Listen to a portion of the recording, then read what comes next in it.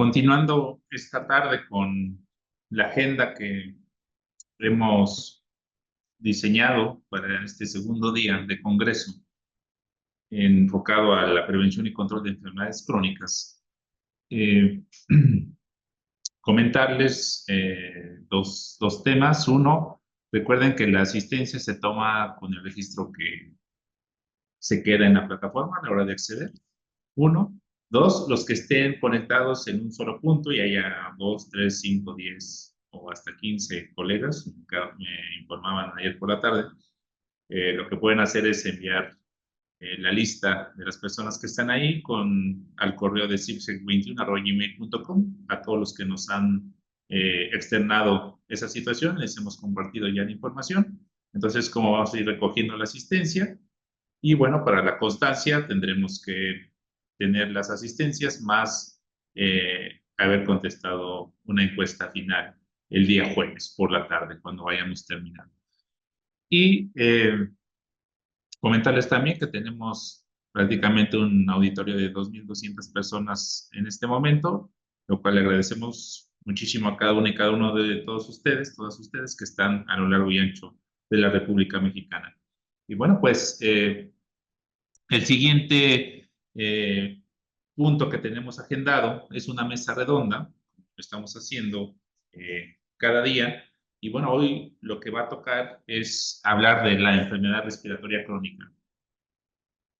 Más allá de hablar de diagnóstico, de tratamiento, de tratamiento, seguimiento, terapias, uso de terapias respiratorias, vamos a enfocarnos al tema de la detección, ¿no? Y no nada más hablando de asma o EPOC, sino de algunos de otros padecimientos que será importante y cada vez es esencial que el médico de primer contacto, médico general, médico familiar, un médico urgenciólogo, pues pueda tener el, las competencias, pueda tener la pericia para poderlo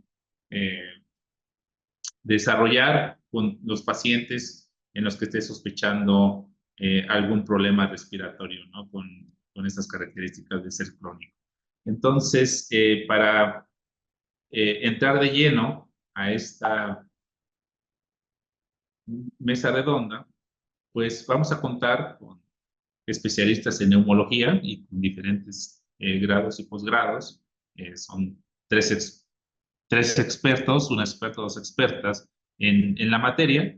Y le damos la bienvenida al doctor Manuel Espinosa Hernández, que nos acompaña desde el estado de Chihuahua, la doctora Tzimba Castillo Ayala, que nos acompaña desde el estado de Nuevo León, y la doctora Luz Vierazo Pérez, que nos acompaña también de Ciudad de México. Todos ellos están en esta ocasión, pues representando a una sociedad latinoamericana de fisiología respiratoria que trabaja muchísimo en el tema de diagnóstico, tratamiento y seguimiento.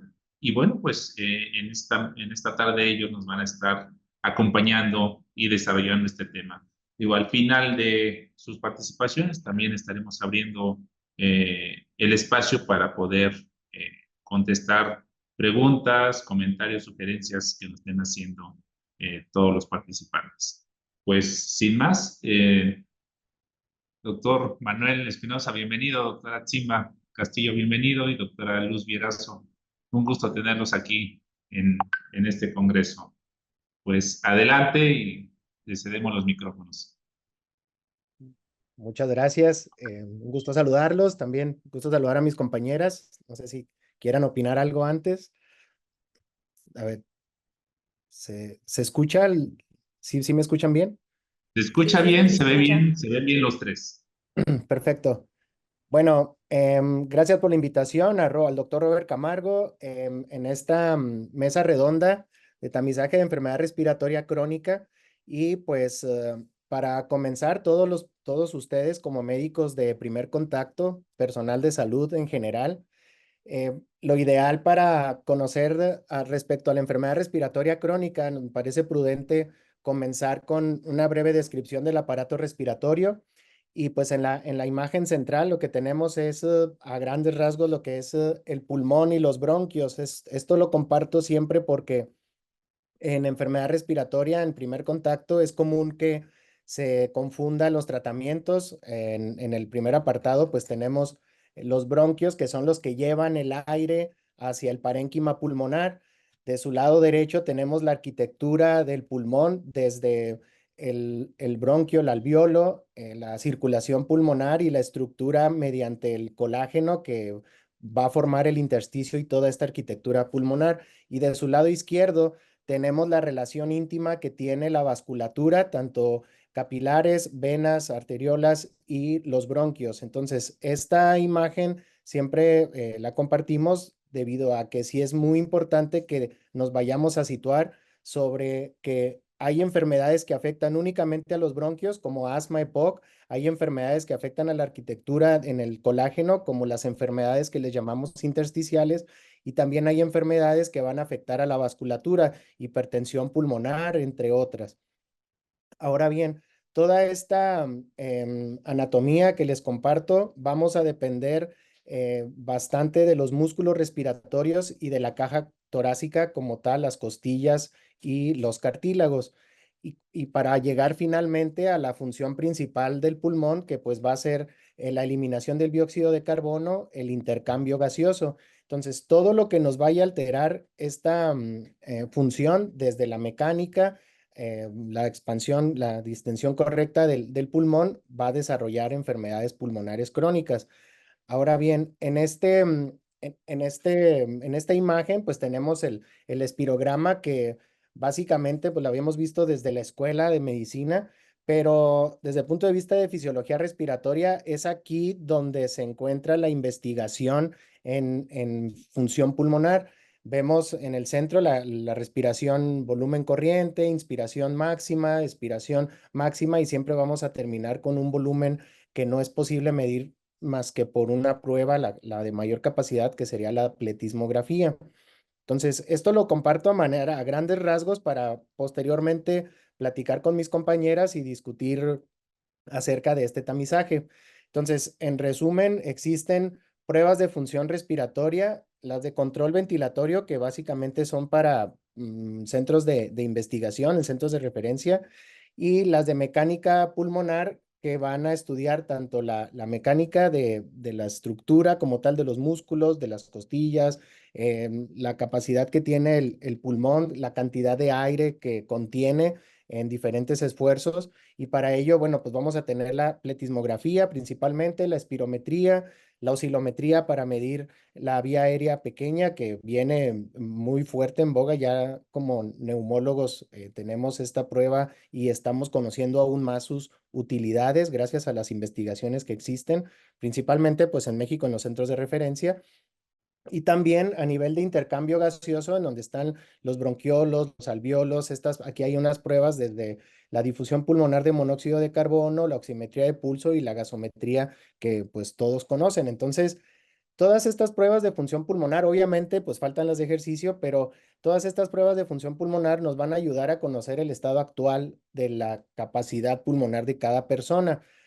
Hay otras pruebas también que se consideran para medir la inflamación bronquial, que en el caso de asma, tanto la óxido nítrico nasal como la fracción exhalada de óxido nítrico, que nos va a medir, si vemos nosotros aquí en esta ilustración, tenemos el diámetro que tiene el bronquio, y cuando hay una enfermedad como el asma, pues vemos en esta ilustración cómo se inflama, hay un aumento de la producción del moco y hay una obstrucción al flujo de aire. Y en el caso de esta prueba, la fracción exhalada de óxido nítrico nos va a medir de una manera pues indirecta la actividad de los eosinófilos, y nos va a ayudar a utilizar correctamente los esteroides inhalados, tanto cuándo implementarlo, cuándo incrementar la dosis, cuándo disminuirla.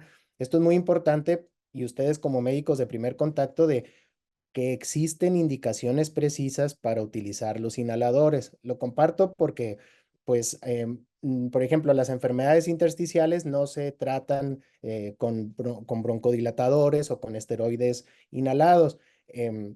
Tienen otro tipo de tratamientos, y para ello, pues, las pruebas de función pulmonar son básicas para nosotros poder hacer el diagnóstico correcto. Entonces, aquí, a medida de resumen, la mecánica respiratoria la va a estudiar la espirometría, la pletismografía, prueba de reto bronquial, oscilometría de impulso, la de intercambio gaseoso, la difusión de monóxido de carbono, pero hasta una oximetría de pulso, pues forma parte de este grupo. Y las pruebas de ejercicio, las pruebas de ejercicio para lo que funcionan es para medir la respuesta de nuestro organismo a la actividad física. La más sencilla, por así decir, es la caminata de 6 minutos, pero también la prueba más compleja en la función pulmonar es la prueba de ejercicio cardiopulmonar. Em, para esta prueba, pues se necesita tener el personal capacitado, ser un centro de referencia y obviamente, pues también nos ayuda a conocer en qué momento de la actividad física vamos a pasar de la fase anaerobia a la fase anaerobia y pues tiene muchísimas variables, es una prueba la más completa, yo creo. Y obviamente también entra la de inflamación bronquial, la que acabamos de compartir de la fracción exhalada de óxido nítrico. Pero finalmente, para lo que sirven es el diagnóstico correcto de enfermedad pulmonar, ya sea una alteración bronquial, o sea, una alteración de la mecánica, del intercambio gaseoso. También nos va a ayudar a saber si el tratamiento que le estamos otorgando a nuestro paciente está siendo útil, si nos está ayudando a que la enfermedad ya sea que se detenga, que se controle, o también nos puede ayudar a si la enfermedad está progresando. En algunas enfermedades como enfermedad pulmonar obstructiva crónica o las enfermedades intersticiales, pueden tener comportamientos en los cuales progresan, tienen actividad de la enfermedad, a lo cual nosotros le llamamos exacerbaciones. Otro ejemplo sería, por ejemplo, como en enfermedades como artritis reumatoide, las enfermedades reumatológicas que pueden tener actividad de la enfermedad por múltiples causas o sin una causa conocida, y las pruebas de función pulmonar nos van a ayudar a medir esa progresión. También son muy útiles las pruebas en la valoración del riesgo perioperatorio. El riesgo preoperatorio regularmente se le da el valor únicamente al aspecto cardiológico, que obviamente es un problema verdadero, pero gran porcentaje de los pacientes que se someten a estudios quirúrgicos, a procedimientos quirúrgicos, hasta el 60% se pueden llegar a complicar después de una cirugía y eso lo podemos nosotros evaluar o medir previo a la cirugía. Si vamos a someter a un paciente a una cirugía torácica o no torácica y nosotros conocemos su función pulmonar previo al procedimiento quirúrgico, podemos tomar medidas para mejorar esa capacidad pulmonar y disminuir la posibilidad de que se compliquen a futuro. En esta área, pues hay mucha información al respecto, pero sí es importante hacerles consciente de que una persona que fuma tiene más riesgo de tener una complicación respiratoria posterior a la cirugía y por ello se debe medir su función pulmonar. También nos ayuda desde el punto de vista pronóstico, la capacidad pulmonar, una persona que llegue enfermo de primera vez con un paciente, con un médico, perdón, y se le realice una prueba de función pulmonar, pues no es lo mismo que llegue con una capacidad de 80% a que llegue ya con una capacidad muy, muy avanzada, entonces muy deteriorado. Esto nos ayuda a conocer pues aproximadamente cómo le puede ir en la vida con los tratamientos que le vayamos a otorgar. Otra función que tienen las pruebas de fisiología respiratoria, pues son desde el punto de vista laboral. No es lo mismo una persona que trabaje en oficina a quien trabaje con humos, con polvos, en la industria manufacturera, en minas, etcétera. Entonces, las pruebas de función pulmonar son indispensables en la valoración de cualquier paciente respiratorio crónico que tenga al menos 2 o 3 semanas de tos, ya es candidato a realizar una prueba. Obviamente también existen otros tipos de enfermedades respiratorias como infecciosas, que incluyen, pues bueno, de ahora con la pandemia, virales o tuberculosis, también otra entidad muy frecuente en nuestro medio. Entonces, las enfermedades respiratorias a grandes rasgos las podríamos describir como restrictivas. Todas las otras enfermedades, el otro grupo serían las obstructivas. De las obstructivas, las grandes representantes serían asma o EPOC. Y de las restrictivas, pues las enfermedades intersticiales, las que nos van a afectar el colágeno de nuestro pulmón. Y las neumonías intersticiales, algún grupo de estas enfermedades pueden progresar a fibrosis pulmonar, que es una enfermedad como tal. Y también las restrictivas pueden ser provocadas por alteraciones en enfermedades neuromusculares, como, no sé, distrofias muscular de Duchenne, por mencionar alguna, obesidad, sobre todo obesidad mórbida, van a impactar de manera negativa en esta función pulmonar normal, así como alteraciones de la caja torácica. Y algunas de estas enfermedades, la progresión de ellas pueden desarrollar la incapacidad del pulmón para poder eliminar bien el dióxido de carbono y van a virar a una entidad que se llama hipoventilación alveolar. Entonces, aquí a manera de resumen podemos poner cuáles son las pruebas que se pueden solicitar para respectivas enfermedades. En el caso de las obstructivas, pues es la espirometría, la oscilometría. Para básicamente todas las pruebas sería la pletismografía, también la del SO y pues finalmente también la gasometría arterial. Entonces, este es un breve resumen como introducción para poder platicar con mis compañeras. No sé si tengan alguna duda o pregunta o comenzamos con las preguntas.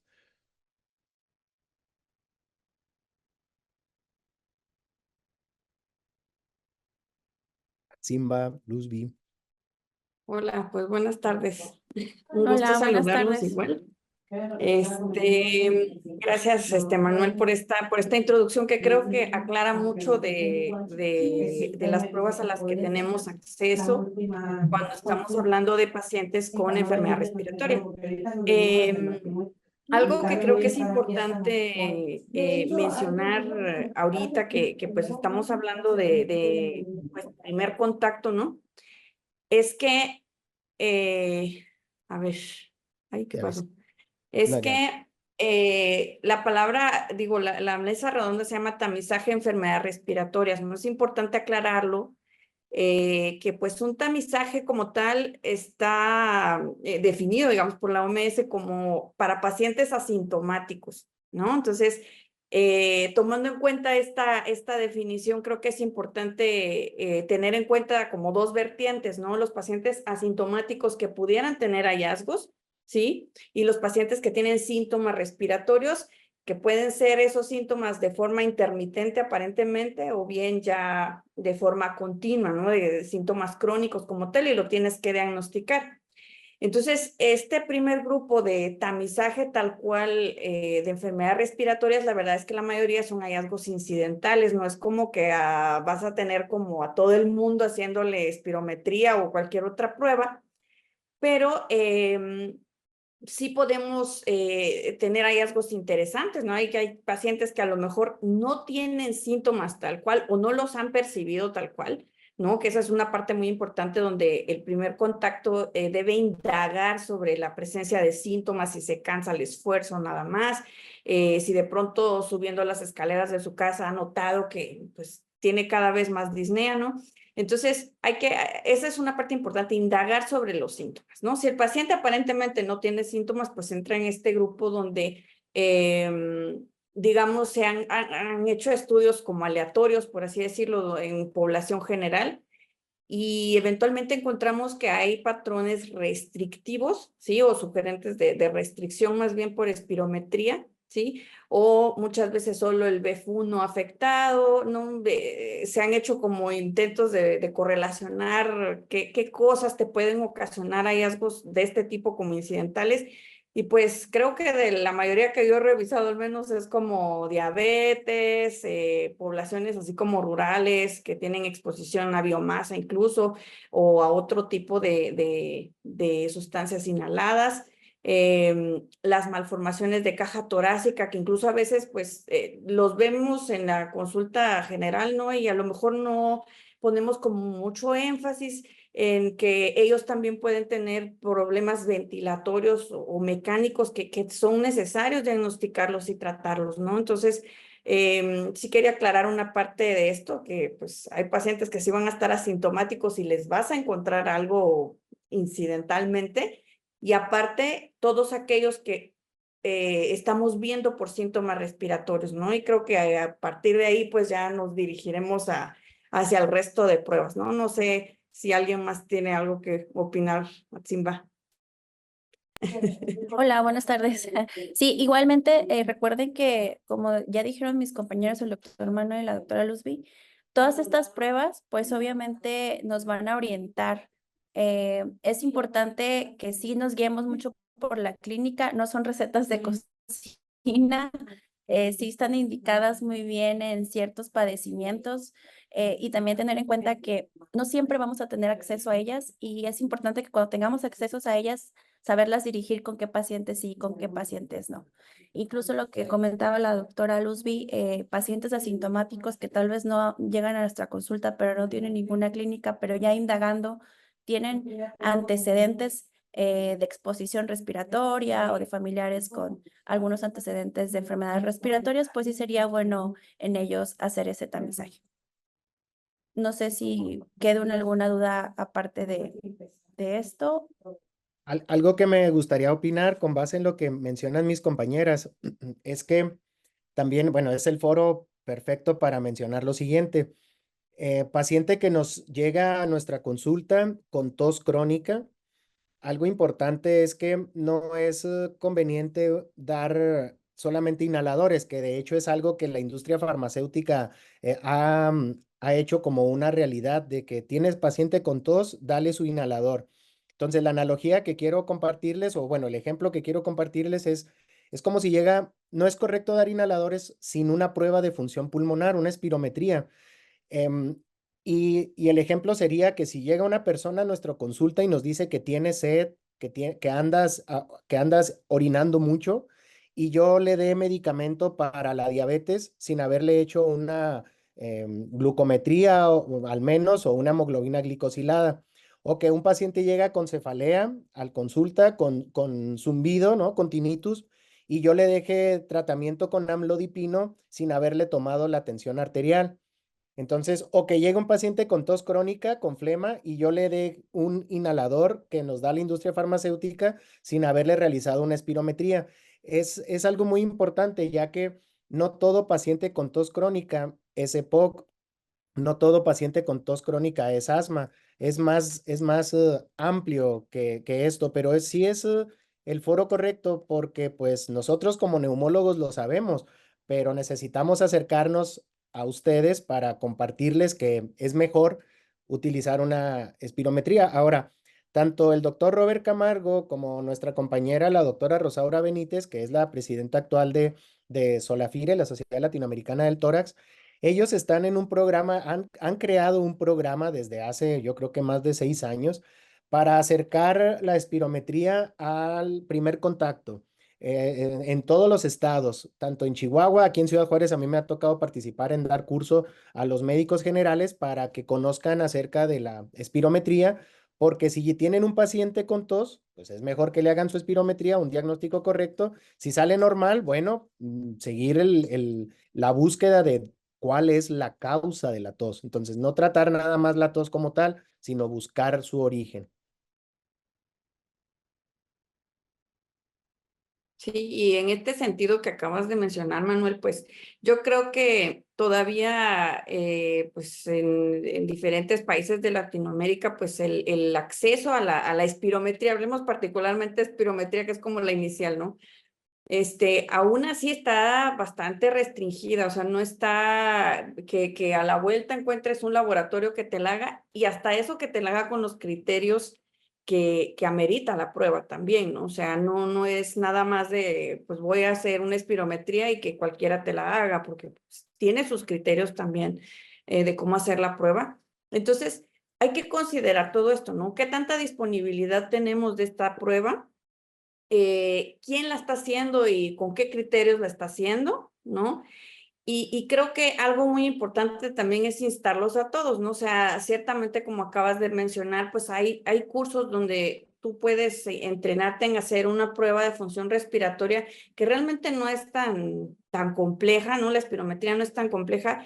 Y partiendo de eso, tú puedes derivarlo ya con una aproximación diagnóstica, digamos, ya muy cercana para poder derivarlo y hacer un diagnóstico correcto en el paciente, ¿no? Y lejos de estar tratando a los pacientes, como decía el doctor Manuel, ¿no? O sea, supradiagnosticados a veces de POC, ¿no? Porque pues es muy frecuente que encontremos, es que tengo POC desde hace 20 años, ¿no? Y que me lo diagnosticaron con una radiografía y es como, no tendría razón de ser, ¿no? Una radiografía para diagnosticar EPOC si está como medio desviada la información, bastante desviada. Entonces creo que es importante darle su lugar a estas pruebas y creo que como médicos de primer contacto se pueden involucrar muchísimo en aprender a hacerlas, ¿no? Y pues que esta prueba se vaya difundiendo cada vez más y no seamos tan empíricos a la hora de darle diagnóstico a un paciente, porque pues a veces son enfermedades intersticiales que se pueden beneficiar de otro tipo de tratamiento y pues se les facilita a muchas personas decir, no, pues como dice el doctor, llévese su inhalador, aquí me lo dejaron, y la enfermedad sigue deteriorándose y no sabemos darle el seguimiento, no sabemos cuándo le vamos a hacer una difusión, cuándo es una progresión de la enfermedad que ya, de hecho, baja en los valores tanto espirométricos como de difusión, como de caminata de 6 minutos. O sea, creo que es muy importante esta parte de también instarlos a involucrarse a realizar este tipo de pruebas, ¿no? O sea, creo que es una prueba bastante accesible, fácil, reproducible si la sabes hacer bien, y eso nos va a ayudar mucho a orientar los diagnósticos correctamente, ¿no? Entonces, creo que esta parte también es importante mencionarla. No es una prueba que, vaya, pienses que es dificilísima de realizar o de interpretar.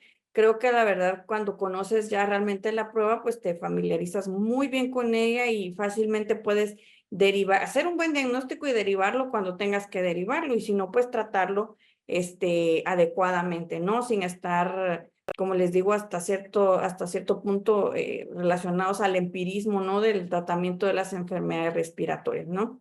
Entonces, eso era lo que quería comentar respecto a este punto.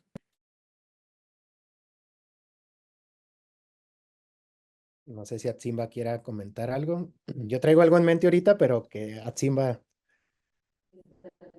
Sí, igual, también es importante hacer hincapié en que incluso actualmente las guías, todas, tanto las de primer nivel como las ya más especializadas, todos los algoritmos diagnósticos incluyen en algún caso en enfermedades respiratorias, principalmente para EPOC y para asma, hacer por lo menos una prueba de mecánica respiratoria como es la espirometría. Entonces, pues tenemos que tener en cuenta eso. Tal vez a veces sea muy difícil el entender el diagnóstico al momento de que nos entregan el estudio porque no estamos tan familiarizados con los reportes, pero creo que al final de cuentas es algo que sí puedes hacer como un repaso rápido y leerlo y más o menos orientarte en el diagnóstico y pues en el abanico de posibilidades que puedes tener ante el paciente. No sé si hay alguna otra duda o pregunta en cuanto a eso. Sí, gracias. Gracias, doctores, doctoras.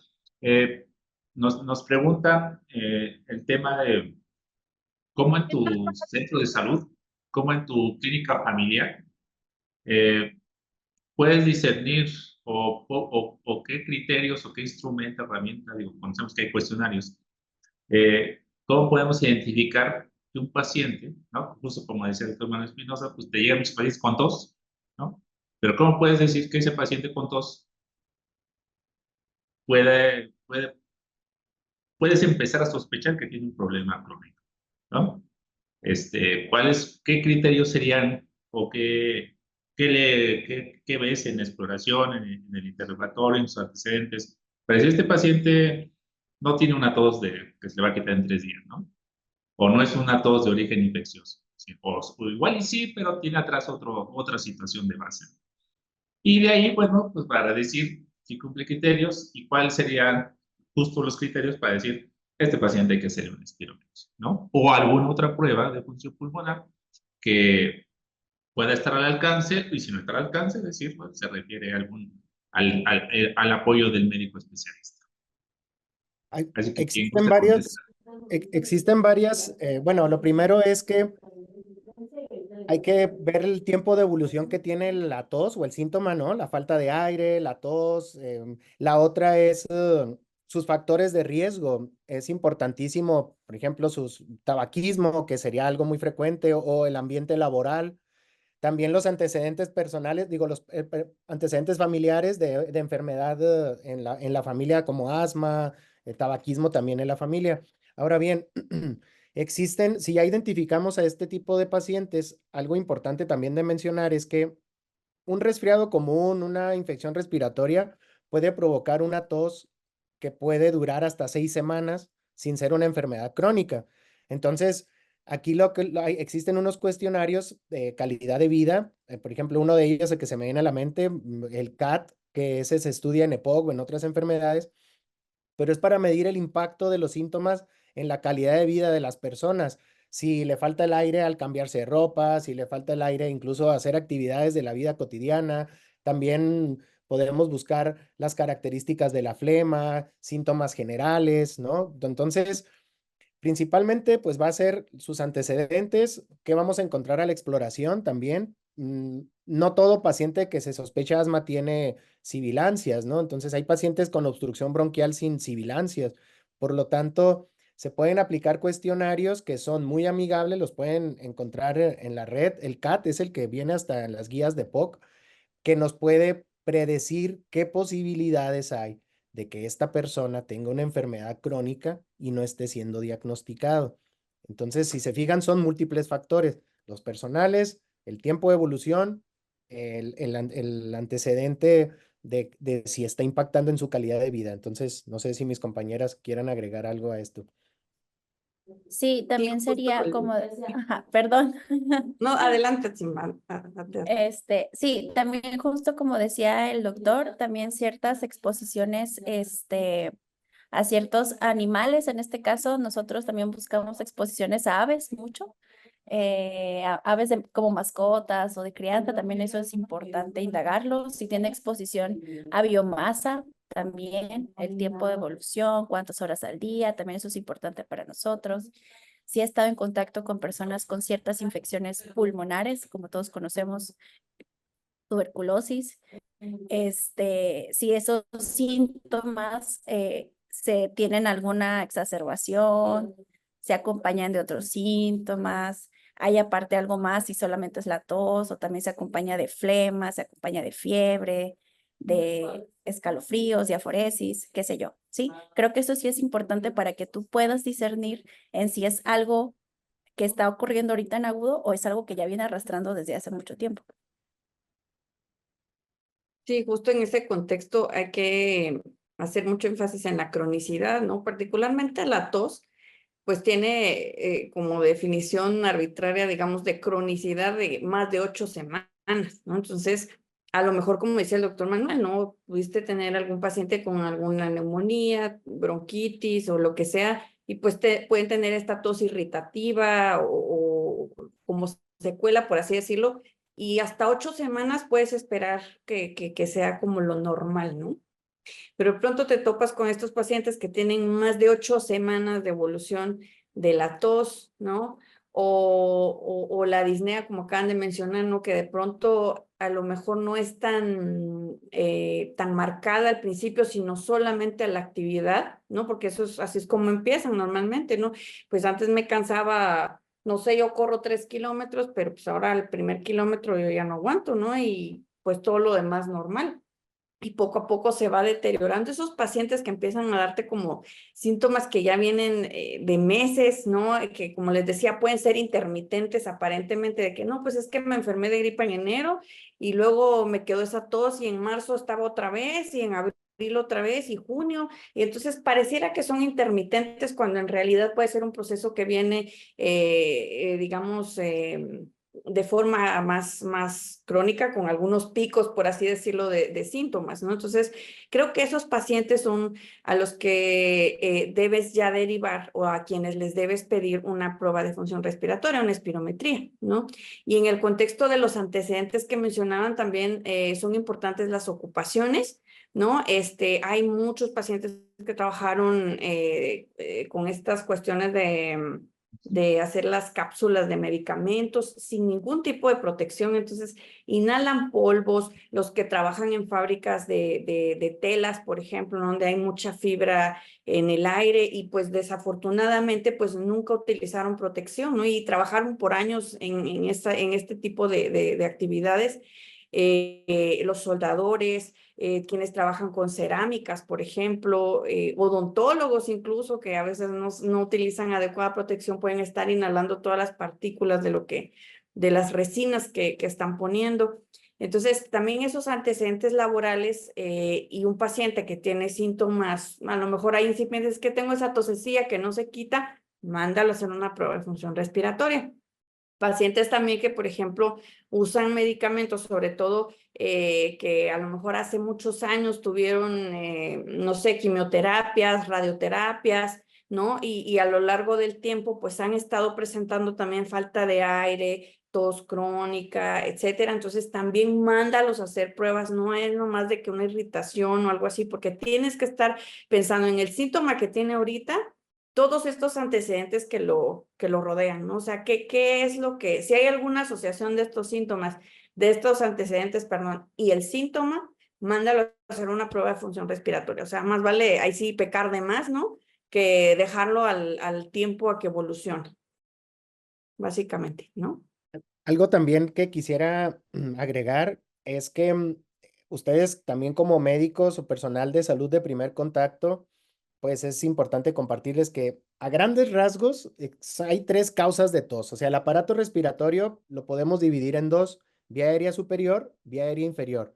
Entonces, la primera causa de tos, aquí yo donde vivo, yo vivo en la frontera con Texas y es un desierto. Entonces, tengo mucha visita de consulta, yo creo que en otros lugares igual, pero por enfermedad nasal que provoca síntomas respiratorios crónicos. Tos, falta de aire, porque pues el aparato, la nariz funciona como filtro, limpia, calienta y humedece el aire que va a ingresar a nuestros pulmones. Entonces hay pacientes que tienen síntomas de alergia crónica y la alergia, la consecuencia es la inflamación y la producción de moco y hay obstrucción al flujo de aire a nivel nasal y eso va a provocar, o sea, es muy frecuente que los pacientes nos visiten por tos. De hecho, aquí conmigo en la frontera, si tengo 10 pacientes de consulta, 6 son por alteración de la nariz. Entonces, la otra causa sería la pulmonar, que es la que vamos nosotros a buscar mediante pruebas de función pulmonar, pero a lo que quiero llegar con mi comentario es para yo discernir si el paciente es nasal, yo lo que hago es hacerle su espirometría con broncodilatador, que finalmente se va a hacer el diagnóstico si es asma o es EPOC o sale aparentemente normal. Y otra causa importante de tos es la enfermedad por reflujo gastroesofágico, que también nos puede provocar tos crónica, aumento en la secreción bronquial o en la expectoración, y en algunas personas, pues obviamente pueden tener también sensación de falta de aire. Podemos encontrar pacientes que tienen el estómago prácticamente en el mediastino. Entonces, sí es importante que nosotros estemos alerta ante los síntomas que tienen. Y por último, otra de las áreas que más veo aquí en Ciudad Juárez es la tuberculosis, pero la tuberculosis está metido en México muy importante. Una persona con tuberculosis puede contagiar hasta 25 personas a su alrededor, pero a lo que voy con esto del tamizaje es que siempre que llegue un paciente con tos crónica, pues con su radiografía de tórax y al menos valdría la pena su espirometría con filtro, ¿no? Pero si una persona ya tuvo tuberculosis y desarrolla tos crónica, no hay que catalogarlo nada más como tuberculoso y ya. Ya existe una descripción de un comportamiento de las secuelas de la tuberculosis y así se llama enfermedad pulmonar post-tuberculosis. Ahora este mes se va a publicar un trabajo que escribimos en la Sociedad Latinoamericana del Tórax, pero es para hacer conciencia a los médicos, tanto de primer contacto como a los especialistas en general, de que existe una enfermedad que queda en pacientes que tuvieron una tuberculosis avanzada, lo que le llamaban fibrotórax o cosas así, también se puede comportar como una enfermedad de obstrucción bronquial o como una fibrosis pulmonar que puede tener agudizaciones y se presenten en su consulta, en su unidad de medicina familiar, que tuvieron cicatrices. A esos pacientes hay que abordarlos y realizarle primero descartar que no se reactivó su tuberculosis, segundo ver cómo se ve sus pulmones, su radiografía, pero está totalmente indicado realizarles sus pruebas de función respiratoria para conocer cómo se encuentran actualmente y eso pues puede ayudarles en el pronóstico, porque esos pacientes se pueden beneficiar con base en el resultado que tengan en la espirometría. Entonces, es muy amplio esta área, es muy, pero está muy, tal vez a los neumólogos más bien nos corresponde estar haciendo esta promoción de la salud porque decía un maestro cuando estaba yo de neumólogo, estudiando neumología, un médico general, un médico de primer contacto se saben al menos de 20 a 30 trazos en el electrocardiograma y la espirometría únicamente son 2 trazos. Entonces, sí hay en la actualidad muchos lugares en donde están capacitando personal para realizar espirometrías. Y si ustedes tienen algún centro de salud cercano, debe haber un espirómetro en ese lugar. Y en su ciudad debe haber algún fisiólogo respiratorio. Entonces, lo ideal es que ustedes aprendan porque finalmente no es que se trate de que los pacientes todos nos los manden, al menos con que ustedes los aborden, porque hay personas que no pueden ir con un neumólogo o no tienen acceso en su servicio público. Por lo tanto, el objetivo es que ustedes se capaciten para identificar correctamente a los pacientes con al menos con una espirometría. Quisiera agregar también algo más de lo que acaba de mencionar. A veces se cortó, Atsim. Sí, creo que se fue totalmente la señal. Estaba viendo aquí las preguntas o los comentarios que ponen y alguien escribía que a qué edad se empiezan a hacer pruebas de función respiratoria. La verdad es que desde pequeñitos, más o menos se estima que una edad donde un paciente puede colaborar principalmente es cuando ya le puedes hacer una prueba de función respiratoria. Entonces, en niños de 4 años, por lo menos, o sea, bueno, yo no soy neumopediatra, pero sí sabemos que a partir de los 4 años de edad, ya se pueden hacer pruebas de espirometría y los niños las hacen muy bien, sí, siguen indicaciones muy bien. Y pues de alguna forma la espirometría implica que hagas un esfuerzo máximo, ¿no? De soplar, ¿no? Y poder ver qué tanto flujo de aire tú puedes sacar, digamos, y el aparato lo mide. Hay otras pruebas, como mencionaba en su presentación el doctor Manuel, como la oscilometría, donde básicamente el paciente está respirando normal a través de una boquilla, ¿sí? Y se envían impulsos sonoros, por así decirlo, hacia la vía respiratoria y de ahí medimos las resistencias y las reactancias para ver si hay algún tipo de patología respiratoria. Estas dos pruebas son como las más utilizadas, a lo mejor si queremos evaluar la mecánica pulmonar, pues en niños. También se les hace el feno para ver si hay inflamación bronquial y pues ya se hace su diagnóstico de asma, ¿no? O bien si son restrictivos porque tienen alguna deformidad de la caja torácica. Algunos prematuros también tienden a tener síntomas respiratorios, entonces también les hacen todo este abordaje, pero en general a partir de los 4 años, la mayoría ya puede hacer pruebas de función respiratoria. Eso en cuanto a resolver esta pregunta. No sé si tienen algún comentario respecto a esto.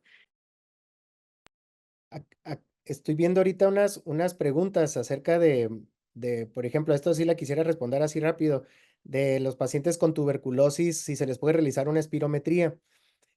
Los pacientes que tienen diagnóstico de tuberculosis y que ya están en un tratamiento realmente, en los primeros 20 días los pacientes dejan de expectorar los bacilos, pero en la actualidad, gracias a la COVID, en todos los centros que realizamos espirometría, pues ya utilizamos también filtros.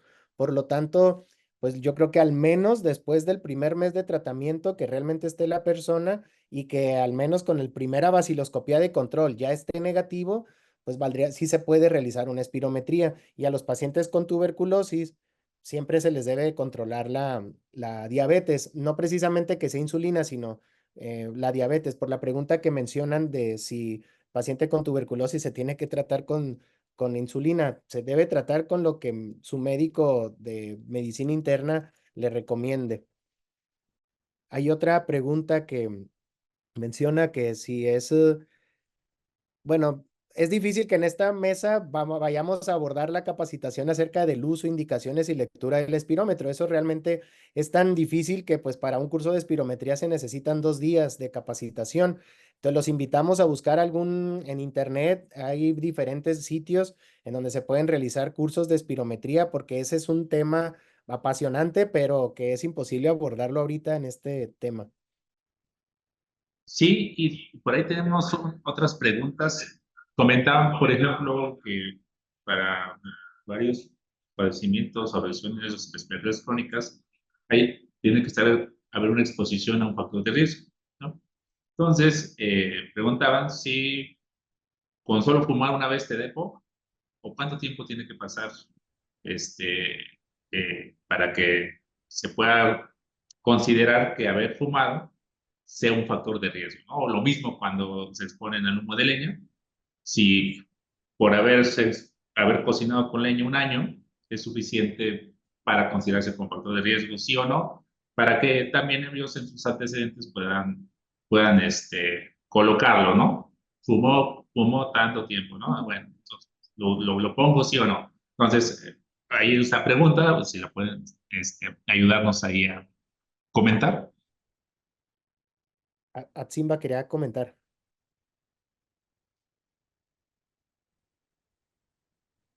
Hola, ajá. Sí, sí, perdón, una disculpa, está un poquito fea mi señal. Ay, pero sí, en base a esto, bueno, del uso ya sea del cigarro o del humo de leña. Bueno, para el consumo de tabaco, hacemos una fórmula en la que multiplicamos la cantidad de cigarrillos que consume el paciente al día por los años de consumo entre 20, que es aproximadamente el número de tabaquico. Actualmente en las guías nos dicen que a partir de 20 paquetes año ya es con alto riesgo. Sin embargo, actualmente y principalmente para detectar a tiempo pacientes potenciales que pudieran desarrollar daños ya se empiezan a considerar como de riesgo. Entonces ya se empiezan a hacer ciertos tamizajes. Incluso igual también la exposición a humo de leña, también es el número de horas en que está el paciente expuesto al humo de leña por los años en los que estuvo expuesto, eso se multiplica y se saca las horas año de exposición. Y a partir de eso, a partir de 100 horas año, ya se empieza a hacer como un riesgo de probablemente poder desarrollar EPO. No sé si quedó. Básicamente, como dice mi compañera, es la intensidad y el tiempo lo que nos va a aumentar el riesgo. Por fumar un cigarrillo, pues es muy poco probable que desarrollen. Y la otra es la edad de las personas. Se necesita mínimo que sean de 40 años para poder decir que una persona puede tener EPOC. Y aquí también vi una pregunta sobre los pacientes post-COVID. Todo paciente enfermo respiratorio que ya sea haya tenido alguna neumonía, que haya sido incluso intubado por alguna otra entidad, no sé, alguna enfermedad cerebral o que haya salido adelante y que tenga consecuencias por la intubación, son candidatos a una espirometría para conocer su capacidad pulmonar actualmente. Y esto es importante porque también nos puede ayudar a saber si van mejorando después de la neumonía. Entonces, por eso hay otra pregunta también que quisiera de una vez contestar, que menciona que si un paciente con EPOC enfisematoso pudiese presentar un patrón restrictivo en la espirometría en vez de obstructivo. Entonces, la palabra por definición obstructiva, o sea, enfermedad pulmonar obstructiva crónica, se refiere a que es en la espirometría, y sirve que de una vez respondo otra pregunta. La espirometría nos va a decir si el paciente tiene obstrucción bronquial o no, pero realmente el diagnóstico va a quedar cuando les administramos salbutamol o ipratropio y esperamos 15 a 20 minutos después y le realizamos nuevamente otra espirometría. Entonces, el diagnóstico quedaría así. Si la persona en la espirometría inicial salió con obstrucción, pero responde menos de 10% para FEB1 y FBC, menos de 10%, se considera una espirometría sin respuesta, pero si se normaliza y queda sin respuesta, entonces es totalmente normal. A lo que quiero llegar es, si un paciente responde con el broncodilatador más de 10%, eso es asma. Si el paciente está obstruido, se le administra el salbutamol o ipratropio, no responde y después de la espirometría postbroncodilatador queda obstruido, entonces esa sería EPOC. Es un tema bastante que los médicos generales suelen preguntar bastante. El diagnóstico final entre asma y EPOC se va a definir en la prueba postbroncodilatador. Entonces, hay pacientes que tienen EPOC y que fumaron tanto que también les dio fibrosis pulmonar. Esas serían dos entidades en una. Ese es un síndrome combinado. Esa es una condición en la que pudiera haber un patrón restrictivo en lugar de obstructivo, pero eso ya es un tema incluso para los neumólogos es bastante complejo. pero finalmente el diagnóstico final va a ser en la post-broncodilatador si persiste con obstrucción o mejora. Y hay un porcentaje que es el 10% para definir entre asma y EPOC. También aquí hay otra pregunta en la que dice que si existe una fórmula para los pacientes que inhalan vapeadores. Actualmente no, porque realmente es un hábito relativamente nuevo, que ha empezado a agarrar mucho auge. Aquí solamente preguntamos qué tipo de vapeadores utilizan, eso sí es importante, y cada cuánto los utilizan, en qué cantidad, para nosotros en base a eso poder orientarnos, pero como tal una fórmula realmente todavía no la hay. Y obviamente si un paciente se presenta a la consulta y no tiene ningún factor de riesgo y el único que tiene tal vez sería vapeadores, pues habría que estudiarlo porque pues hay mucha investigación al respecto y de hecho la única manera en cómo nos vamos a dar cuenta es pues levantar la mano como médico y decir tengo un paciente con tos crónica, tal vez tenga alteraciones en la radiografía, también en la espirometría y su único factor de riesgo es vapeadores. Y como los vapeadores no nada más se consume nicotina, sino también otras drogas como tipo cannabis, WOD, entre otras, entonces lo ideal es que estemos conscientes de que el vapeo es dañino para la salud respiratoria y si un paciente se presenta con tos, pues al menos abordarlo con imagen y con pruebas de función pulmonar. Algo que quiero mencionar también ahorita que estaba leyendo las preguntas primeras, es que alguien preguntaba qué se hace si no tienes acceso a ninguna prueba de espirometría y tienes un paciente con síntomas, ¿no? O sea, dice ahí, lo dejas sin tratamiento. Entonces, yo creo que ahorita estamos hablando del tamizaje correcto, de cómo lo tendríamos que hacer. Sí, o sea, entendemos por eso hemos mencionado mucho esta parte de la disponibilidad de las espirometrías y el hecho de instarlos a que sean ustedes mismos los que se capaciten. Alguien preguntaba ahí qué cursos, pues generalmente la certificación es por NIOSH, ¿no? Que también se promociona mucho en México y en Latinoamérica, porque son como las certificaciones oficiales, por así decirlo, para hacer las pruebas de espirometría, ¿no? Entonces, pueden buscarlas tal cual y tomar el curso y ser ustedes los que tengan la iniciativa de poner su espirómetro, ¿no? Te sirve porque lo haces bien, diagnosticas bien al paciente y aparte te genera un ingreso, si lo quieres ver así, ¿no? O sea, tienes que pensarlo global, ¿no?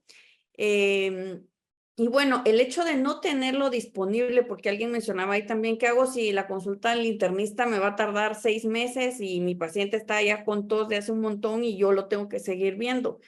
Pues sí, obviamente, pues si no tienes otra opción, le vas a tener que dejar el inhalador, pero eso es justo lo que estamos tratando de abordar ahorita, ¿no? De ya no seguir en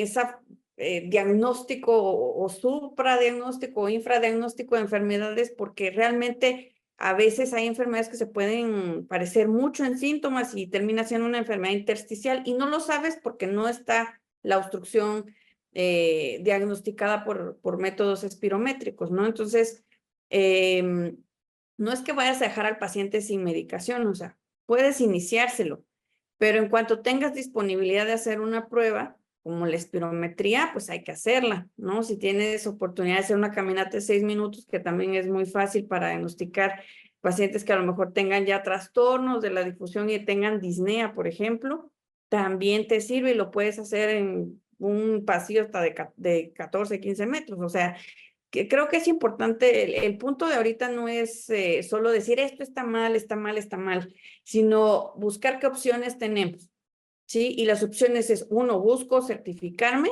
busco quién está certificado para yo referir, ¿sí?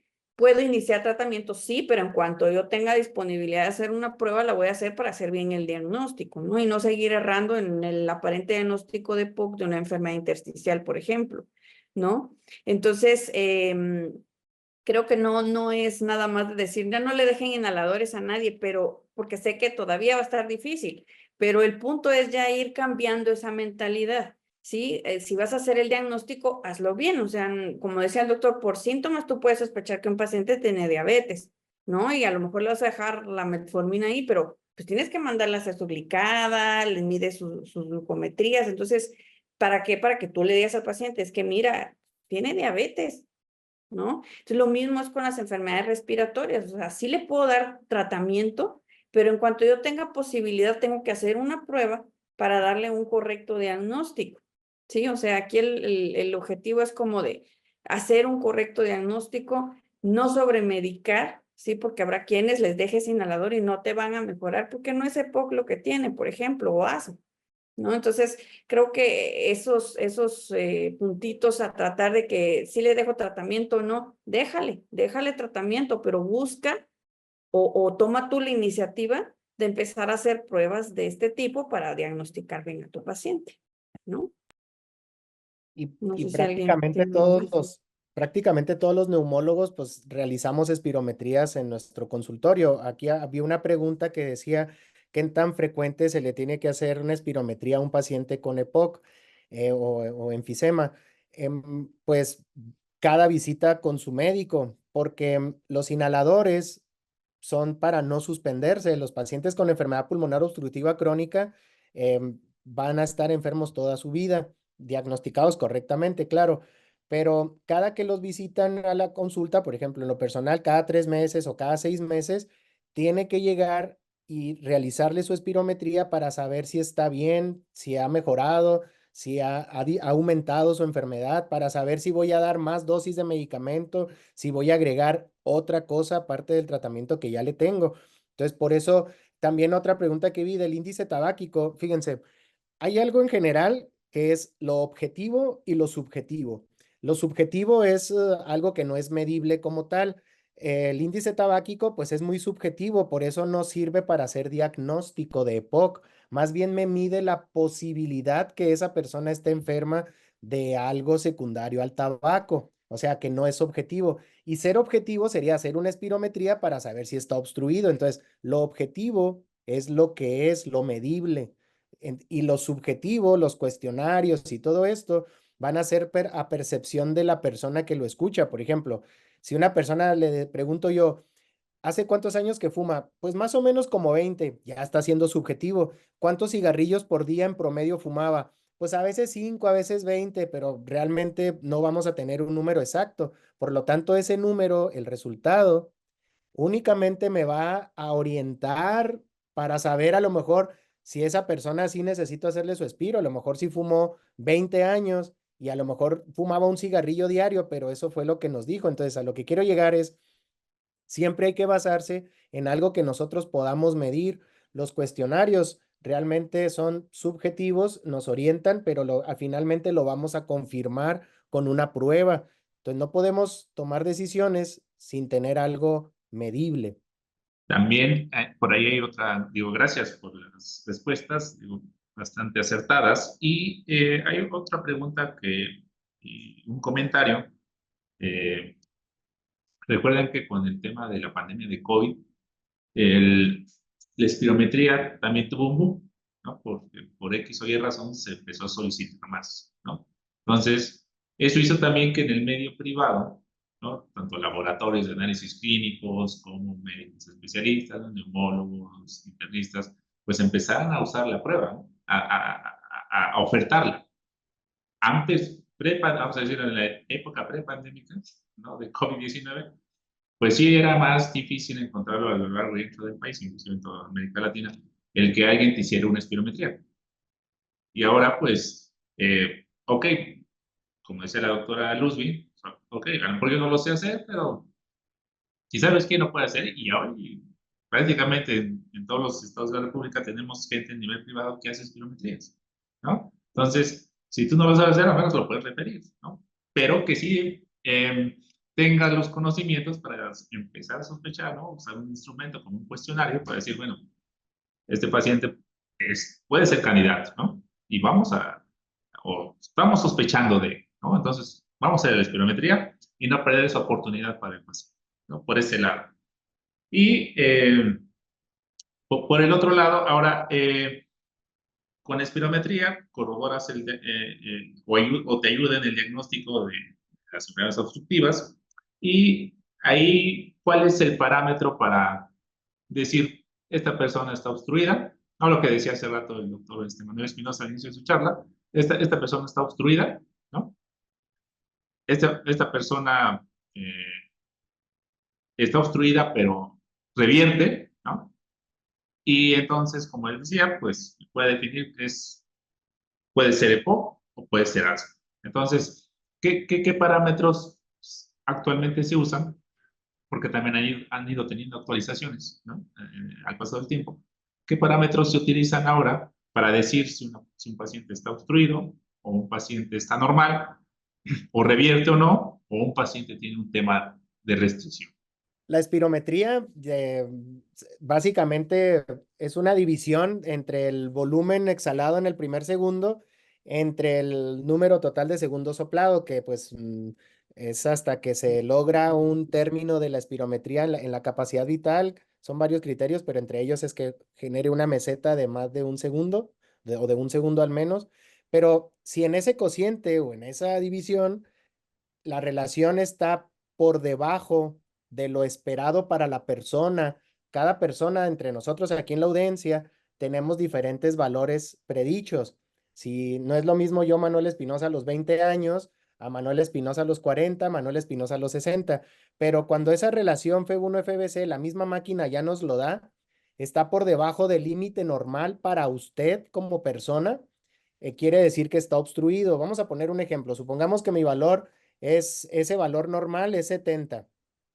Si en la espirometría prebroncodilatador yo salí con 64 en ese índice, quiere decir que en la pre estoy obstruido. Entonces administro broncodilatador y espero 20 minutos y me hacen la post-broncodilatador. Si mejora ese índice por encima de lo esperado para mí, se normaliza.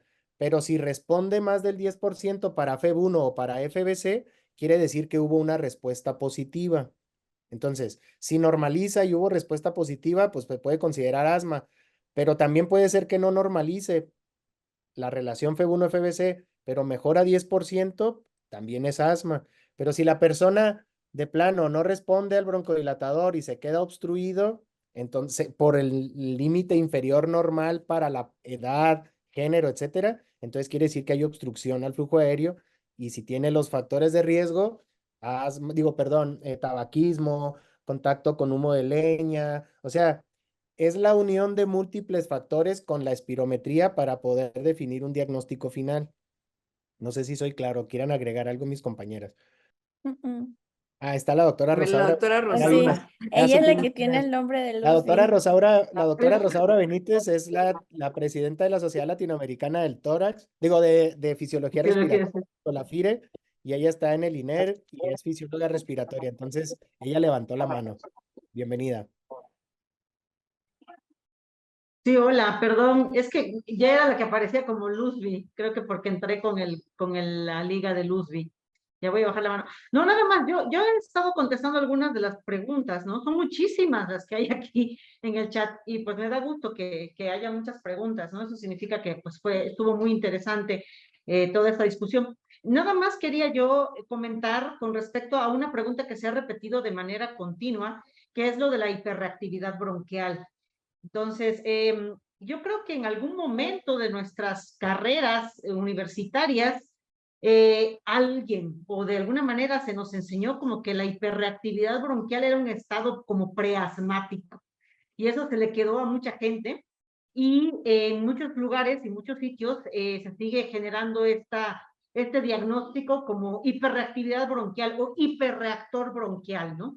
Algo importante aquí a considerar es que lo cierto es que el término de hiperreactividad bronquial no hace más que referencia al hecho de que el músculo liso bronquial responde de manera exagerada a estímulos que de otra forma, si no estuviera inflamado, no respondería, ¿correcto? Es lo único. O sea, que se genera una respuesta de broncoconstricción a cualquier partícula, ¿no? Que habitualmente no generaría esa broncoconstricción. Esa es la hiperreactividad bronquial.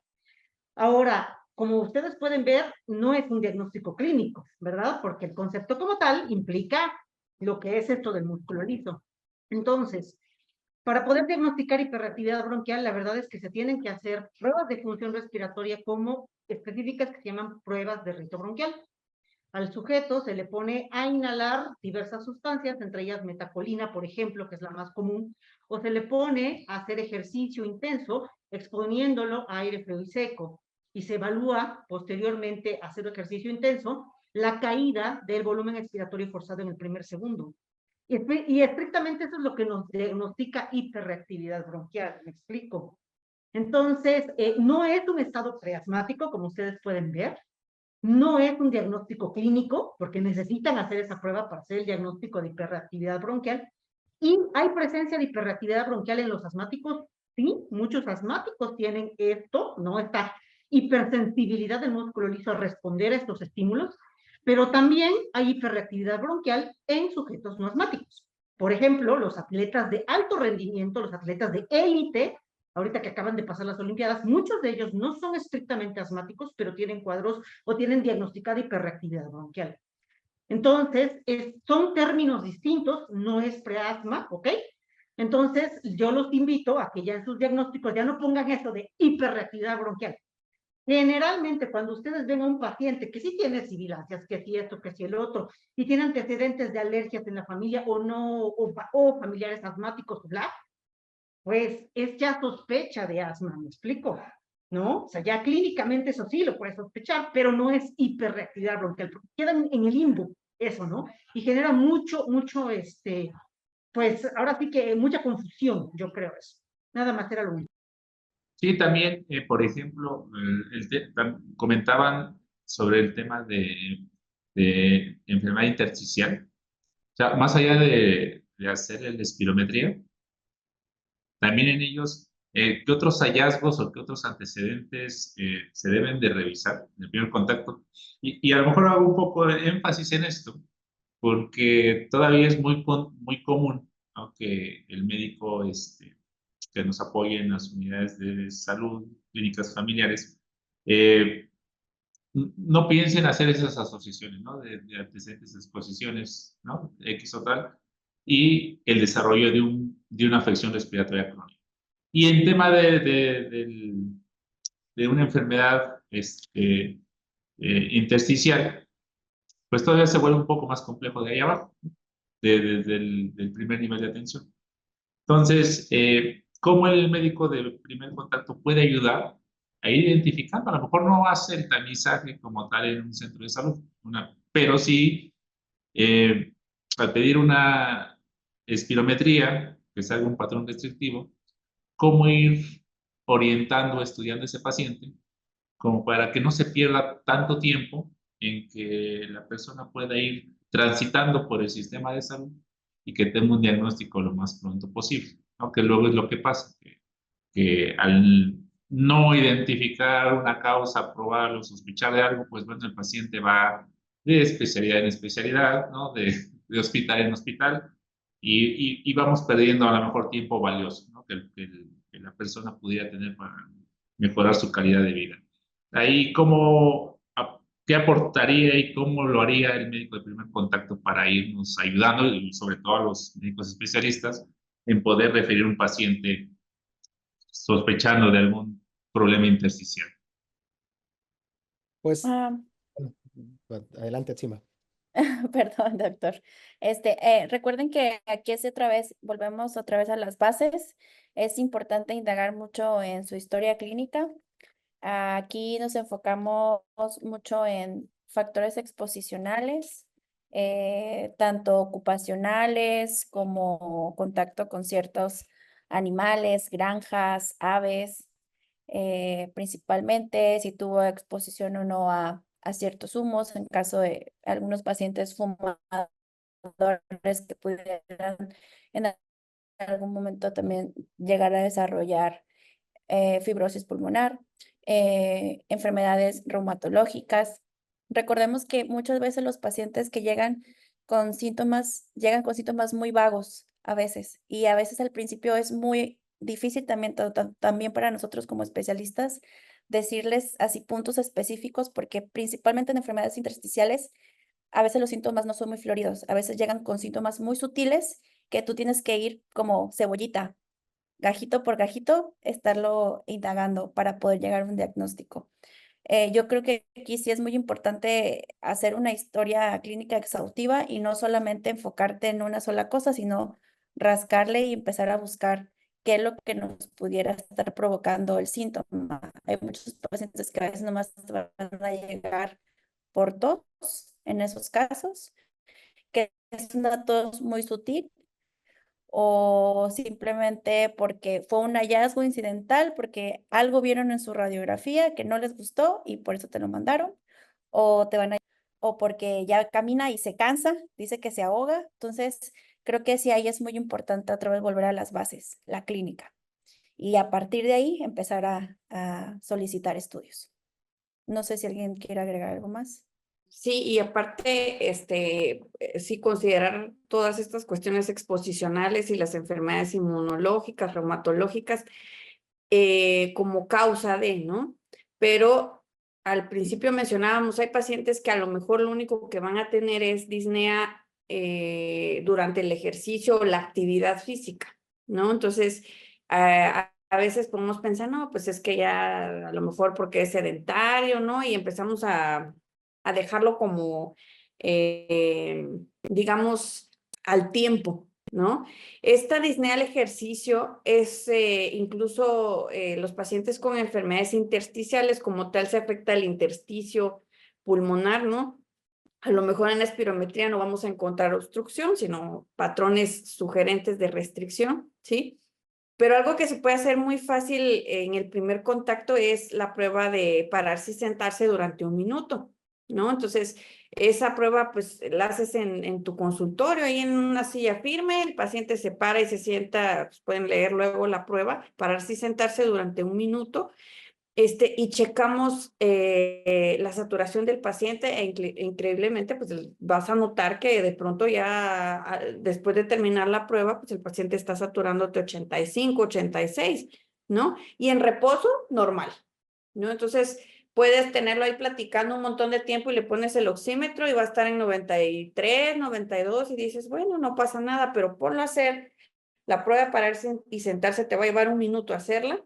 Y bueno, 1 minuto en la monitorización posterior, ¿no? Pero vas a notar que puede haber bajas de oxigenación y ya con eso tienes para sospechar enfermedad intersticial y referirlo para continuar todo el abordaje diagnóstico, ¿no? Ya las pruebas inmunológicas, su espirometría, su difusión de monóxido de carbono, la caminata de 6 minutos, si tienes posibilidad de hacerlas, se las haces de una vez, ¿no? O lo mandas a que se la hagan y pues ahí vas viendo la causa porque pues las enfermedades intersticiales, como sabrán, pues tienen muchas causas, ¿no? Y entonces unas pueden requerir un tipo de tratamiento, otras pueden requerir inmunosupresores, otras, pues a veces ya son por depósito y pues difícilmente puedes hacer algo, pero en general hacer esta prueba de citostán puede ser muy práctica y bastante útil en el primer contacto, ¿no? Para detectar la baja de oxigenación durante la actividad física, que es como de los primeros hallazgos que vas a tener en enfermedades intersticiales,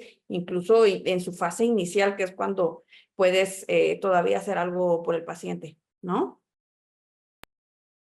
No sé, algo más. No, pues muchas gracias. Digo, eso, lo que buscamos justo es que el paciente pueda ir y pueda transitar, pueda tener un viaje sobre las diferentes instituciones del sistema de salud, pero que desde la puerta de entrada, ¿no? Que puede ser un área de urgencias, que puede ser una unidad de medicina familiar, una consulta externa, ¿no? Se pueda ir mejorando la pericia o el juicio clínico para ir encaminando o estudiando de mejor manera al paciente y pues no perder oportunidades, ¿no? En el momento de irlo evaluando y irle pidiendo pruebas, ¿no? Porque al final de cuentas el tema de las enfermedades intersticiales pues es un poco más, vamos a decirlo, más complejo el poder llegar al diagnóstico, ¿no? Como, a diferencia del EPOC o el asma. Y bueno, tenemos aquí creo que va a ser interesante, digo, yo creo que ya lo vieron aquí en el chat. Hay un caso, lo presentan y digo, es como para tener sus opiniones de expertos, ¿no?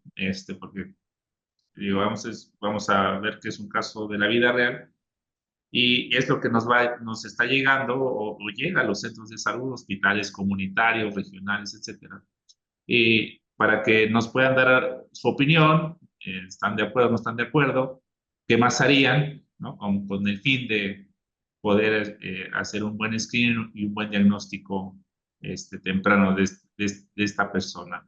Nos dice paciente femenina de 40 años de edad, que en un momento, aquí me movieron la pantalla, que comienza con infección respiratoria aguda y pensó que se le quitaría sin problemas, por lo cual no acude a consulta. En 7 días acude a valoración preocupada porque la tos es persistente, incluso al inspirar profundo. La tos es de forma brusca y súbita, es una tos no productiva, opresión torácica sin ningún otro síntoma. Se le inicia ahí un broncodilatador con lama-sama y responde con mejoría clínica. Solo tiene antecedentes de ser hipertensa y sobrepeso. Esto se me escucha como una hoja de referencia. Eh, este, Solo tiene antecedentes de ser hipertenso y sobrepeso, estudios clínicos normales, sin antecedentes de atopía familiares. A la exploración, solo con sibilancias basales. Se revalora en 20 días con el tratamiento previo y una espirometría con prueba de broncodilatador, la cual sale normal.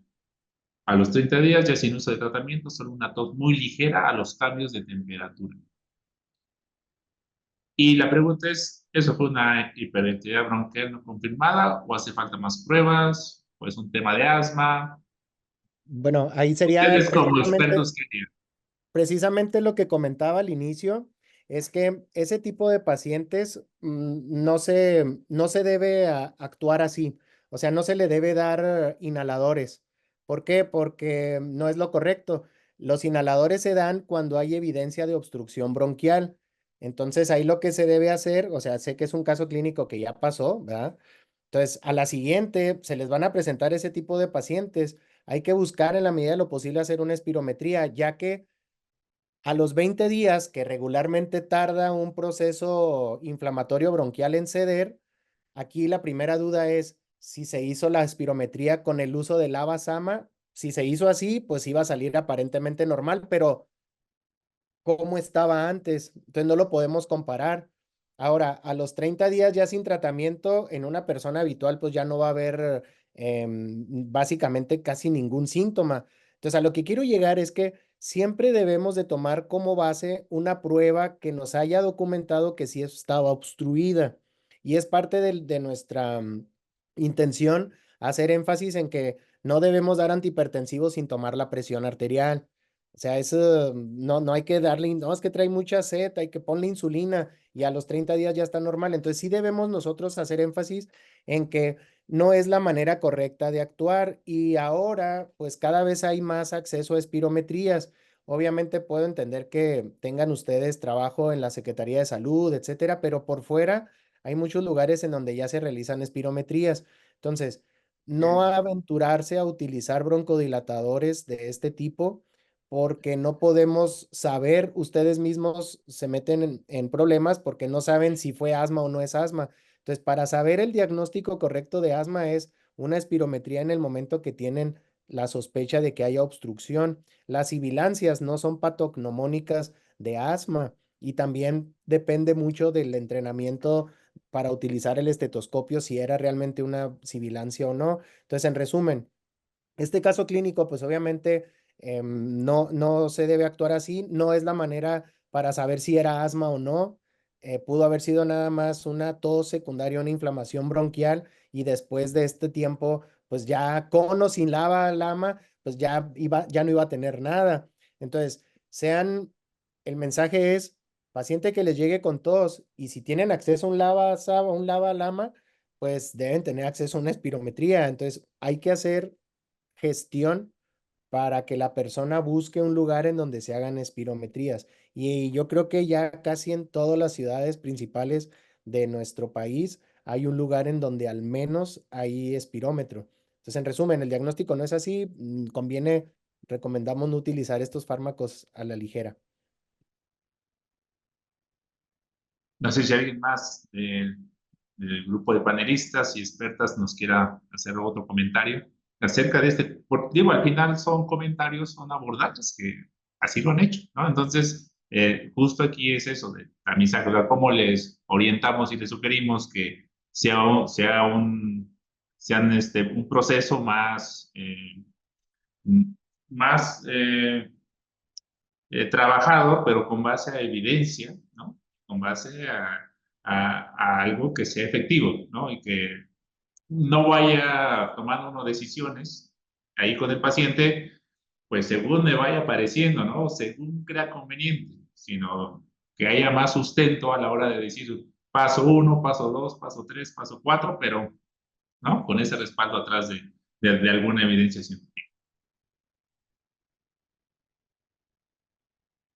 Sí, No sé si alguien... finalmente es enseñanza, o sea, es la manera en cómo se debe actuar y ustedes mismos, por ejemplo, hay compañeros que están en el Seguro Social y nos dicen, es que ahí no hay, pero de todos modos tienen los pacientes. Entonces, hay que, les recomiendo que en su lugar donde se encuentren, busquen en internet, gracias a la comunicación, pues ya es más accesible, lugares donde hagan espirometrías en sus lugares de trabajo. Y si están, por ejemplo, en la Secretaría de Salud o en el IMSS, pues pueden darle una solicitud para que se lo haga por fuera. O sea, si tienen ustedes broncodilatadores, pueden que los pacientes sí van y buscan. De hecho, yo no estoy en la Secretaría de Salud en ningún lugar y tenemos un laboratorio de función pulmonar y recibimos muchas solicitudes de médicos que quieren saber si el paciente está obstruido porque tienen los broncodilatadores, tienen el esteroide inhalado. Entonces les dicen a los pacientes, bueno, tiene tos crónica, no ha mejorado con lo que le hemos dado, hágase esta espirometría y me la trae. Entonces nosotros se las interpretamos de manera amigable para que ya se la lleven a su médico y ya puedan tomar decisiones. Y créanme que eso les va a ayudar muchísimo. De hecho, hay muchos pacientes del Seguro Social que llegan a consulta o llegan a hacer la prueba con diagnóstico de asma de 10 años de evolución.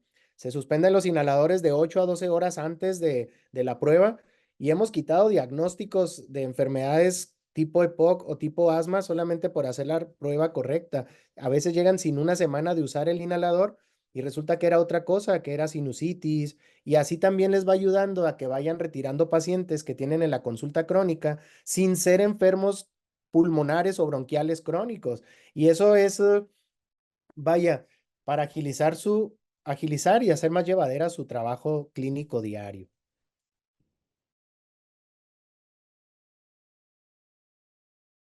También nos comentan ahí en el chat.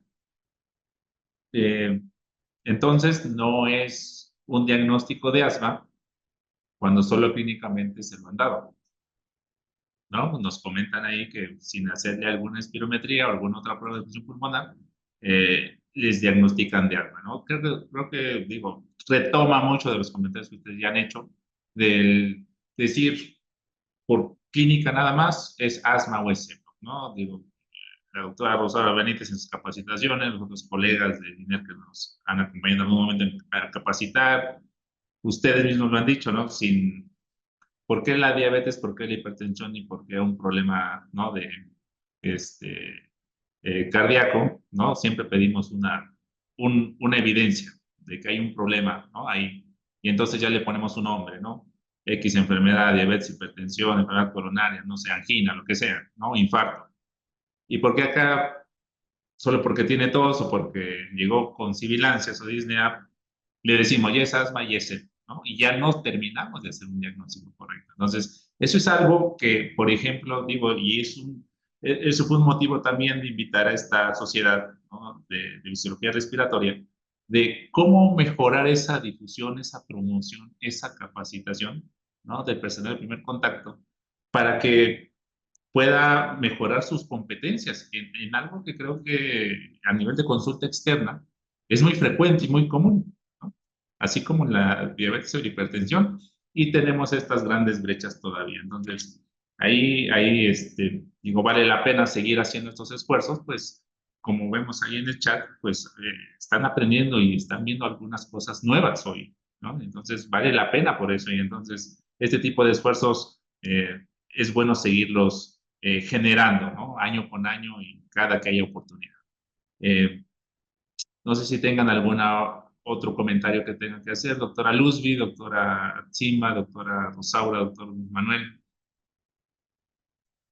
Nada, que yo creo que es muy complejo, pues, el abordar los síntomas respiratorios, porque hay 1.000.000 de causas de síntomas respiratorios. Y volver a insistir, ¿no?, en que no se desanimen de que es que, ¿qué hago si no está el espirómetro? Pues ahora tú, que ya escuchaste esto, puede ser la nueva sede de espirometría si te capacitas. O sea, ese es el objetivo, o sea, que no se muera de, pues, ya no tengo y ahí quedó. No, pues podemos ser nosotros las nuevas sedes, ¿no? Entonces creo que parte de esto es también motivarlos a difundir esta prueba, a que ya no sigamos en esto de, ¿y ahora qué hago? ¿No? O sea, búscale cómo hacerse, capacítate y tú puedes ayudar a que muchos te van a referir las pruebas seguramente, ¿no? Y hacemos un correcto diagnóstico y seguimiento con los pacientes, ¿no? Entonces creo que no es de desmotivarse totalmente, sino al contrario, de tomar iniciativas, creo, ¿no?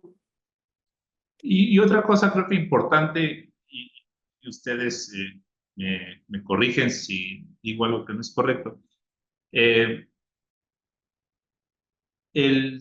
manejo inicial de este tipo de pacientes, por ejemplo, de asma, de EPO, sí lo puede hacer sin problema un médico general, un médico familiar, un médico urgenciólogo.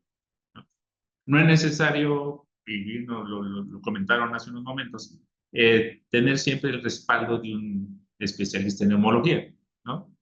A menos que, bueno, ya sus competencias o limitaciones en cuanto a equipos o demás, pues ya le impida, ¿no?, seguir estudiando o manejando al paciente.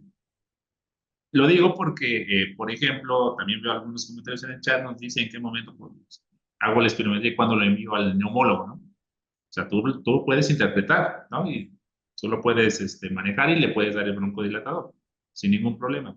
Esto también lo comento porque por cuestiones administrativas, algo o alguien dijo, ¿saben qué?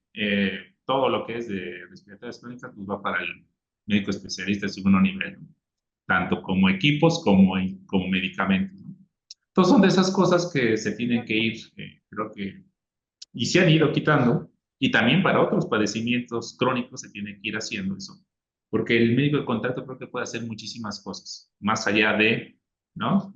Porque luego hay veces nos dicen, es que luego no quieren ir a la consulta, o irnos a ver al centro de salud o al consultorio de primer contacto, pues porque dejamos de ser resolutivos, ¿no? Para la tos nada más le doy un jarabe, ¿no? Les doy Ambroxol, le doy Salbutamol, ¿no?, o alguna de estas combinaciones comerciales que encontramos frecuentemente, pero pues claro, la persona ve que no mejora, pues se va, ¿no? Y buscará otro, ¿no? Y muchas veces terminará yendo a un especialista, pero en ese ir y venir, pues también el paciente pierde muchísimo tiempo para que pueda ser atendido de la manera correcta, ¿no? O de la manera más efectiva. Entonces, esas situaciones de la vida real, dices, bueno, si mejoran las competencias, como dice la doctora Luzvi, ¿no? Si ellos tanto mejoran sus capacidades como también, y lo decía el doctor Manuel, como mejoras la gestión de los pacientes, pues eso puede ayudar bastante, ¿no? Tanto a ti como médico, como tanto a la persona que está pidiendo asistencia médica. Veo ahí la mano levantada la doctora Rosaura Benítez, si quiere comentar algo más, Nada más, adelante. sí, nada más, bueno, yo nada más pues para finalizar mi participación, yo quería comentarles que es que algo muy importante es que veo muchos comentarios ahí acerca de que, bueno, es que si no tengo el equipo y si le inicio pues, los inhaladores y si tiene los síntomas y eso, la verdad es que sí, como médicos tenemos al paciente y si el paciente tiene síntomas, porque por eso muchas veces, o la mayoría de las veces acude al médico, pues tenemos que resolverles de alguna manera. Pero esto, ojo, o sea, el hecho de que ustedes le indiquen un inhalador de inicio, porque en este momento no tienen disponibilidad del estudio, etcétera, no significa que en la subsecuencia ustedes no le pidan el estudio o que cada vez que lo vean le recuerden al paciente y le digan, usted se tiene que hacer la espirometría, usted se tiene que hacer la espirometría. Yo, en el caso de primer nivel de atención con ustedes, esta parte de la espirometría la equiparo, en mi caso, como especialista con la vacunación, ¿no? No tienen idea de mi práctica privada cuántos pacientes llegan completamente renuentes a vacunarse, ¿no? Algunas de estas vacunas no necesariamente son parte del esquema de vacunación, tienen que conseguirse aparte, pero son beneficiosas para ellos. Y es una labor de convencimiento, y es una labor de convencimiento que no me lleva la primera consulta. La primera consulta es para ver, bueno, ¿qué opina usted de la vacunación? ¿Cómo está? Etcétera, ¿no? ¿Y ha pensado en vacunarse contra herpes? ¿Ha pensado en vacunarse contra esto? No, pues, no, es que sí, es que no. La segunda, ya pensó, es necesario que usted lo haga. O sea, hasta que al fin, en algún punto, lo hace, me explico. El problema es que muchas veces, por flojera, por X cosa, o por a veces porque están saturados de otras cosas, pues ya le funcionó el tratamiento, pues padrísimo. Jamás le hacen la espirometría, ¿no? Y ahí se queda. Se iniciaron el tratamiento y nunca se le hizo una espirometría, y por ahí comentaba alguien, ¿no? Pues mi hijo, pues le hicieron diagnóstico de asma en el ISSSTE y pues quién sabe cuántos años ya lleva y nunca le han hecho un espiro. Entonces, esto es bastante común y tenemos que acabar con eso, ¿no? O sea, si no se puede en ese momento, pues no la pidan en ese momento, se inicia tratamiento, pero pídanla después, ¿no? Pero pídanla en algún punto. Y sobre todo porque se van a quedar con la duda de que, para empezar, el paciente no va a mejorar, y no va a mejorar, va a seguir yéndolos a visitar a ustedes. Y no sé ustedes, pero yo ver a un paciente que no está mejorando y que no es posible tenerlo en la consulta. ¿Por qué? Porque no le estamos impactando de manera positiva a las personas. Entonces, por eso, mejor buscar la manera. Si están a 2, 3 horas, ahorita vi un mensaje, 2, 3 horas de un lugar, bueno, pero tienen el paciente, tienen los inhaladores, pueden 2, 3 horas viajar la persona a que se haga la prueba. O sea, invitarlos, porque es hacernos un harakiri nosotros mismos, estarlos tratando sin ver que hay mejoría, o estamos viendo que además no solo mejoría, sino está progresando la enfermedad, y pues aquí el culpable es el médico. ¿Y por qué el médico si no es mi culpa la enfermedad? Porque no estamos haciendo gestión para que la persona se haga la prueba correcta y no estamos impactando de manera positiva. Entonces, si ya sabemos que hay que hacer una prueba de soplar en una persona respiratoria crónica y hacemos caso omiso al respecto, entonces es eso, una omisión, y pues sí puede haber problemas. Por eso es mejor hacer gestión y nosotros insistir, insistir, insistir para que se busquen. Hay muchos lugares. La prueba, la capacitación es de es extranjera, de NIOSH, así se llama, NIOSH. Hay muchos lugares donde se pueden realizar. En México, pues el INER es sede. Hay lugares, si están cerca de nuestras ciudades. Yo estoy en Ciudad Juárez. En ocasiones hacemos capacitaciones aquí en Ciudad Juárez, los que sean de acá del norte, pero también hay capacitaciones en línea. Entonces, pero al menos lo que necesitan es un espirómetro. Hay muchas marcas de espirómetros, pues muchas marcas, pero lo ideal es que se acerquen los invitamos a que se inscriban a la Sociedad Latinoamericana de Fisiología Respiratoria. Nos encuentran en Facebook como Solafire, y ahí respondemos mensajes. Si tienen dudas de capacitaciones o si hay algún curso, ahí los podemos orientar, y tenemos webinars en ocasiones cada 2 meses, y próximamente tenemos nuestro congreso el 4 y 5 de octubre. Entonces, para que se metan en Facebook, Solafire se llama, Solafire, y ahí viene mucha información al respecto, y es para todo el personal de salud. Sí, muchas gracias. Gracias por por esos últimos comentarios. Digo, vale la pena hacer este tipo de colaboraciones y esfuerzos entre diferentes sociedades y asociaciones, inclusive con el sector salud, pues para reforzar, digo, no nada más el tema de crónicas en general, sino justo en este tipo de padecimientos que aún hay rezagos, ¿no? En cuanto a la atención médica de la población que está afectada. Y comentarle ahí para ya ir cerrando esta mesa redonda. Sí, justo en México, la Secretaría de Salud desde 2016 empezó a implementar de manera gradual un programa para atención de padecimientos respiratorios crónicos. Y lo que se hace según las capacidades de infraestructura de la Secretaría, pues es actualmente que en cada entidad federativa haya un entrenador estatal de espirometría, a ellos, ahí en la Secretaría de Salud de su estado, y ellos les pueden ayudar a capacitar, por ejemplo, en espirometría. Son capacitados por el Instituto Nacional de Enfermedades Respiratorias. Entonces, ellos les puede ayudar a capacitar por un lado. Hacer espirometrías, este mismo entrenador está capacitando a una persona por cada distrito o jurisdicción sanitaria. Está en esa reorganización actualmente.